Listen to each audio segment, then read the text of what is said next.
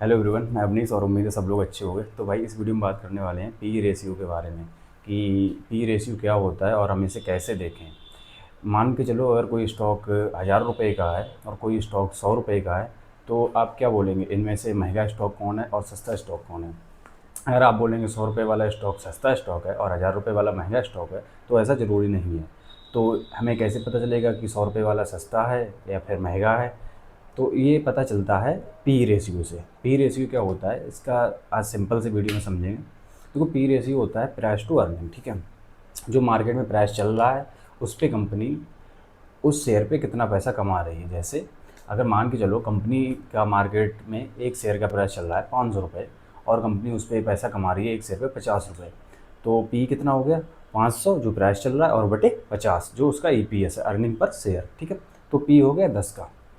दूसरी कंपनी मान के चलो उसका प्राइस चल रहा है 100 रुपये और वो पैसा कमा रही है मान के चलो 10 रुपये। ठीक है, 5 रुपये मान लो। ठीक है, 5 रुपये मान लो, तो उसका पी कितना हो गया 100/5, तो 20 का पी हो गया।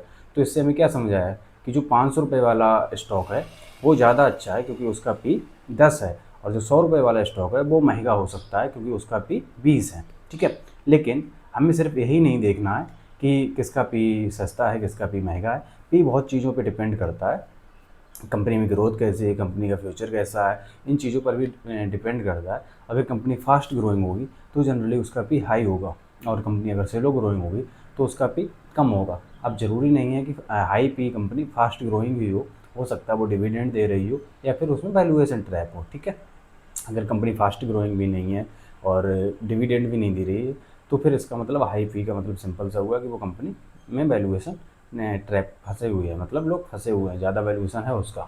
दूसरा है कि कंपनी लो पी वाली है, तो इसका मतलब ये नहीं होगा कि वो सस्ती है। इसका मतलब ये हो सकता है कि वो कंपनी की ग्रोथ कम है या फिर वो कंपनी वास्तव में अंडर वैल्यूड हो, वास्तव में सस्ती हो। तो ये चीज़ें हमें ये सब चीज़ें देख के काम करना चाहिए। ठीक है, अगर आपको नहीं समझ आया है तो मैं एक बेसिक से एग्जांपल से समझा रहा हूँ। जैसे कि मान के चलो आपके पास कोई एक दुकान है जो 5 लाख रुपए की है और उस दुकान से हर महीने 1 लाख रुपए की कमाई होती है। ठीक है, तो दूसरी एक दुकान है जो 20 लाख रुपए की है और उससे हर महीने 1 लाख रुपए की कमाई होती है। तो दोनों में महंगी दुकान कौन सी हुई, 20 लाख रुपए वाली। आपको कौन सी लेनी चाहिए, 5 लाख रुपए वाली।